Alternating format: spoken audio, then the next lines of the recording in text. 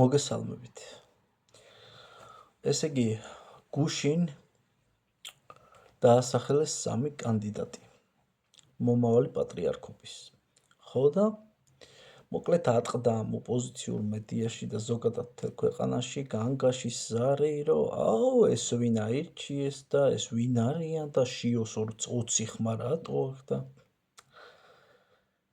ანუ ამაზე თან საუბრობს როგორი ხალხი, იცით? ბიბლია გადაშლილი კი არა, ნანახიც რო არა აქვს უმეტესობას რა. აი თქვენთვის რეალურად რა მნიშვნელობა აქვს, ვინ იქნება საქართველოს კათოლიკოს პატრიარქი?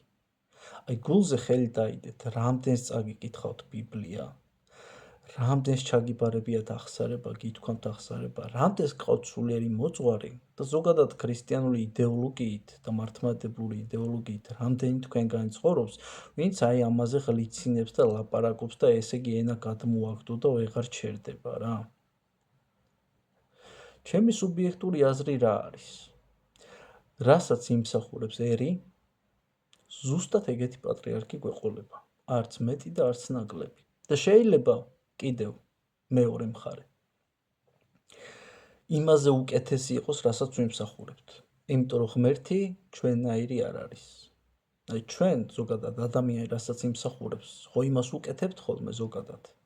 ხო და ღმერთი ჩვენ რასაც ვიმსახურებთ, იმას რო გვიკეთებდეს, დიდი ხნის აღგვილები ვიქნებოდით პირისაგან მიწისა რა და მოდი შევირგოთ, დავმშვიდდეთ, დავწყნარდეთ, რაღაცეების ხლართვას შევეშვათ და მივიღოთ ის რეალობა, რა რეალობაშიც ვართ. აი შენ ბოლოს როდის იყავი აღსარებაზე? ბოლოს როდის ეზიარე? ბოლოს როდის ილოცე? დგანან აი ეს როგორი ხალხი თან იცი აი ეს რუსეთის კაცია. ხო ეხლა რავი აბა რა გინდა, დიდი ბრიტანეთიდან არ ჩამოგიყვანდნენ, ეხლა არ არიან მართლმადიდებლები. ანუ რა გინდათ? რავი სად მიეღო განათლება? სად უნდა მიეღო განათლება 90-იანებში და მანამდე კიდე ადამიანს საქართველოს გარდა? ბოდიში რომ კემბრიჯში ვერ გაუშვეს ახლა ჩვენი მეუფეები რა. ანუ რაღაცას რო აპროტესტებ, ხო უნდა დაფიქრდე არა რას აპროტესტებ და რატომ აპროტესტებ, ხო? მაგრამ პრობლემა გულწრფელობაშია. არც ერთი არ არის გულწრფელი, ვინც აი ამაზე აი ღლიცინებს და რაღაცას იმას შვება, რომ აი ვიცოდი და რაღაც ხო აი რუსეთის დასმული კაცია და ადამიანი და ხე, ზოგადად ხე იცნობა ნაყოფით და ადამიანის თავის ქმედებებით შეიცნობა რა. კი მე პირადად მეუფეშიოზე მსმენია, რომ ძალიან მკაცრი ადამიანია სასულიერო პირების მიმართ. და კი ამას მივესალმები, ძალიან მაგარია, ეგრეც უნდა იყოს. და ისე არ უნდა აკეთებდნენ რაღაცებს, როგორც აკეთებდნენ რა და ამას თუ ასე ვთქვათ, დააწყნარებს და დაალაგებს ადეკვატურად, ისე როგორც უნდა იყოს და ისე როგორც გვასწავლის ჩვენი ეკლესია, ეს იქნება მისასალმებელი და ეს იქნება ძალიან მაგარი. დავაცადოთ, ვნახოთ, ჯერ არ დასრულებულა არაფერი და უკვე გამოხტნენ და აუ გიჟებივით ხართ რა და რატო ხართ სულ ამ ჩასაფრებულ პოზიციაში, უბრალოდ მაგას ვერ ხვდები რა. არ გინდა კაცო ეკლესიაში სიარული, ნუდად იხარ შეეშვ. გინდა იარე. იმას ვერავინ ვერ იტყვის, რომ ეხლა ყველა სასულიერო პირი არის აი ესე იგი ღვთის პირიდან გადავარდნილი რა. ყველა? არ არის ეგრე. და კი როგორც ერში არის ცუდი, ბერშიც იქნება ცუდი ლოგიკური, იმიტომ რომ ბერში მიდის ადამიანი ერიდან, ხო? და ვეღაცა ლასწის ეგრეთ წოდებული გამო მიდის გავლენების გამო, ვეღაცა ფულის გამო მიდის, ვეღაცა ჯიპების და ღიპების გამო მიდის და ვეღაცა ქრისტეს გამო მიდის მართლა. საერთოდ არ აინტერესებს შენი რაღაცეები მატერიალური და ყოფითი. სახელების და გვარებისგან დასახელებისგან თავს შევიკავებ. მაგრამ თქვენ გულებში ჩაიხედეთ, თქვენ რას აკეთებთ? თქვენ ბოლოს სიკეთე როდის გააკეთეთ? და თუ გააკეთეთ, შეირგეთ, რა თქმა უნდა, კაი ადამიანებო, შეეშვით აი ხელის და თითების გაშვერას სხვებისკენ რა. იმიტომ რასაც სხვაზე იძახი, ადრე თუ გვიან იმაზე უარეს შენ თვითონ გააკეთებ. აი თქვენ ცხოვრებას გადახედეთ. გადახედეთ თქვენ ცხოვრებას და ვინც განგიკითხავთ რაღაც ქმედების გამო, რამდენიმე ხნის მერე გააკეთებია ზუსტად იგივე, ან იმაზე უარესი. ვიღაცა ახლა ამას კარმას დაარქმევს, ვიღაცა ამას იმას, სამყარო ესე ინება რაღაც, არა. შენ იწვევ ადამიანი ზოგადად ყველაფერს რა. კარგსაც და ცუდსაც. მაგიტო არ რომ რასაც დათესავ, იმას მოიმკი. კარტოფილზე არ ვთქვამთ ეგ გამოთქვა. ადამიანის საქმეზეა და საქმე მან გამოგაჩინოს შენ ვინ ხარო რა. და ეგრეა. ადამიანი როცა დაკავებული ხარ, მთელი შენი შეგნებული ცხოვრება იმითი რომ ვიღაცის რაღაცა ცუდი ეძიო და ვითომ ამხილებელი ხარ. მოდი რა ჯერ პირველ რიგში საკუთარი თავები ვამხილოთ. არ მაგას ერთი ადგილი უნდა. სხვისკენ ხელის გაშვერა ძალიან მარტივია ეხა. ეს ესეთია, ის ისეთია. ამან ეს გააკეთა, ამან ეს გააფუჭა. ხო და შენ რას აკეთებ? შენ აქენი ისეთი რომ ესე იგი მოილიე საკუთარი ცოდვა, საკუთარი ყველაფერი და წმინდანი ხარ პრაქტიკულად რა და ეხლაც გახარ და ვიღაცებს განიკითხავ და აფურთხებ და აგინებ. როცა პირადად თან არაფერი დაუშავებია. მაგალითად ერთ-ერთი ოპოზიციონერი გოგონას სახელი და გვარი არ ვიცი. ესეთი სტატუსი ქონდა რომ აიო რუსეთმაო რომ დაგვიპყროსო.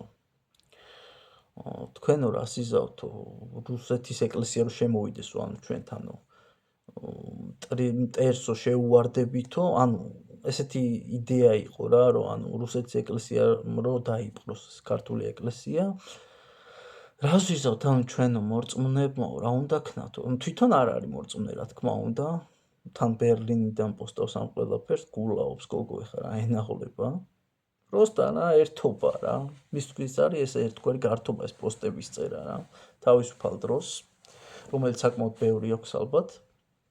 დგას და წერს რა. ერთობა, ანუ ხალხს აღიზიანებს. და წერს რომ თქვენო ანუ საქართველო რუსეთის ქვეშევრდომი რო გახდესო, ვითომ არც ვართ. ვართ. არ არის აუცილებელი ტყვიების სროლა იყოს. მე რაც შეგნებულად ვცხოვრობ და დავიბადე და გავიზარდე, ეგეთ ქვეყანაში ვცხოვრობთ, რა ვინმეს თუ იმის ილუზია გაქვთ, თუნდაც რომ სააკაშვილის დროს რუსეთი არ ვიყავით, ძალიან შემცდარ ხართ. ძალიან აცდენილები ხართ. ხო და რეალობა ის არის რა მეგობრებო, რომ ქრისტიანობა არ განისაზღვრება რაღაც ჩარჩოებით. აი მარაზმი იცი რა არის? ჩარჩო არ მინდა, რელიგია ჩარჩოა და შენ თვითონ უწესებ რეალურად შენ თავს ჩარჩოებს რა. ქრისტე არ გეუბნება რომ აი ქართველი თუ არ ხარ არ ცხონდები. ანუ თუ ჭეშმარიტი მართლმადიდებელი და ზოგადად ქრისტიანი ადამიანი ხარ, ეთიოპიელ ქრისტიანზე და კოპტ ქრისტიანზე და ბრჭყალებში შავკანიან ზანგზე უკეთესი ქრისტიანზე თუნდაც არ უნდა გეკონოს თავი. არც მუსულმანზე და ზოგადად არც ერთ ადამიანზე. აი ეგ არის ჭეშმარიტი მართლმადიდებლობა. და მე სასულიერო პირისგან მაგალითად მომისმენია რა, იცით? ჩემი ყურით გავიგონე როგორ საუბრობთ. ცოცხლად. არა კაცო ეს ბერძნებსო, ბოდიში ბერძნებსო რა გალობა თუ ყროყინებენო კაცო ეგო რა არისო აიო ქართული გალობა არისო გალობაო ესო ერთხმიანიო რა არისო ხო და ანუ ადამიანი რომ მაგ იდეოლოგიით ხარ სასულიერო პირი ვაი ჩვენ რაც მაგრები ვართ ქართველები ვართ და ჩვენზე მაგარი მართლმადიდებელი რომელია სად იყვნენ ბერძნები და ისინი და ესენი და რუმინელები და სერბები და ქრისტიანობს თვითონ რომ ყველანი ახალი იერუსალიმში ვართ. პავლე მოციქული ამბობს, რომ არც შენ ხარ კეფასი, არც შენ ხარ პავლესი, ყველანი ქრისტესები ვართ. ქრისტესები ვართ ყველანი. მოურჩა ქრისტე, როდესაც მოვიდა იქადაგა და აღსდგა, წაიშალა საზღვრები. ჩვენ ყველანი ვართ ქრისტეს შვილები.